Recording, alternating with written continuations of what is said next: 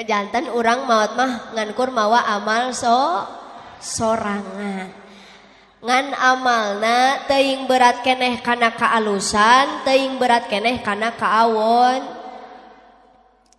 Matak ayeuna masih keneh di paparinan yuswa teh, yuk urang seueurkeun ibad.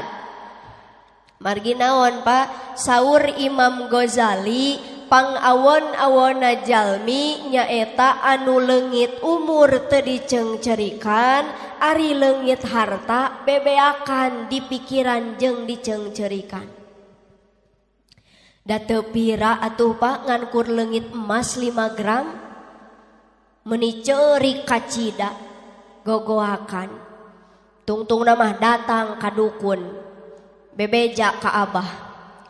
Abah, manawa manawi abdi teh leungit emas 5 gram, sugan masih keneh aya pangneangkeun ku Abah. Ari dukunna teh pinter, ieu teh emas teh aya ngan teu kadeuleu.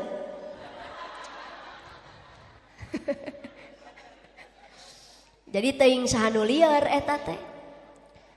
Tah mimiti leungit kapercayaan ka Gusti, percaya 100% ka dukun demi harta nu teu sapira disejak deui. Goreng jelema kitu teh. Nu kudu dicengcerikan mapan umur anu tuluy-tuluyan ngaliwat teu dipake toat. Gusti boa ti Rajab kamari nepi ka Rajab ayeuna salat urang teh teu ditarima. Jaba lamun salat teu ditarima, paur amal anu sejen oge teu ditarima.